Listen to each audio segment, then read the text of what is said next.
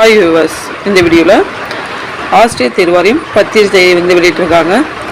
4000 உதவி ஆசிரியருக்கான பணியிடங்களுக்கான அறிவிப்பு வந்து ரத்து செய்யப்பட்டு 2708 உதவி பேராசிரியர் காலிப்பிடங்கள் நேரடி நியமன முறையில் நிரப்புவதற்கான புதிய அறிவிக்கை எண் விட்டுருக்காங்க. நம்மளுக்கு இது பாட வாரியாக வந்து வெளியிட்டிருக்காங்க.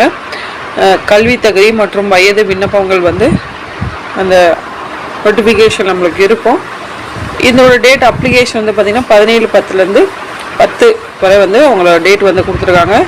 ஏற்கனவே வெளியிடப்பட்ட அறிவிக்கையில் வந்து பார்த்திங்க அப்படின்னா 4/12 அதாவது இதுக்கு முன்னாடி வந்து 2019 அந்த டைமில் வந்து இது கொடுத்துருக்காங்க.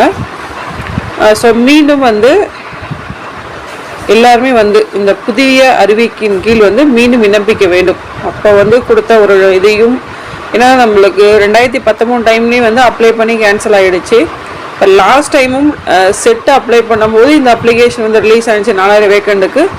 அப்போ செட்டு எழுதின கேண்டிடேட்டும் இதுக்கு சேர்த்து அப்ளை பண்ணாங்க. அந்த இதிலும் எல்லாமே வந்து ரத்து செய்யப்பட்டு மீண்டும் இந்த புதிய விண்ணப்பத்திற்கு தேர்வு கட்டணம் செலுத்துவதிலிருந்து விலக்கு அளித்தும் வயது வரம்பில் தளர்வு வழங்கப்படுகிறது அப்படின்ற ஒரு தகவல் வந்து கொடுத்துருக்காங்க. சரிங்களா, அது ரொம்ப இம்பார்ட்டண்டான ஒரு விஷயம்.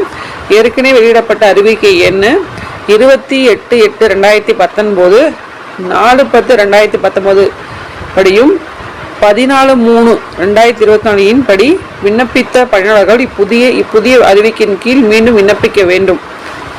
இவர்களுக்கு மட்டும் இப்புதிய விண்ணப்பத்திற்கான தேர்வு கட்டணம் செலுத்துவதிலிருந்து விலக்களித்தும் மற்றும் வயது வரம்பில் தளர்வு வழங்கப்படுகிறது அப்படின்ற ஒரு தகவல் வந்து கொடுத்துருக்காங்க. அதை வந்து போல்ட் பண்ணியே கொஞ்சம் கொடுத்துருக்காங்க என்னன்னு சொல்லிட்டு.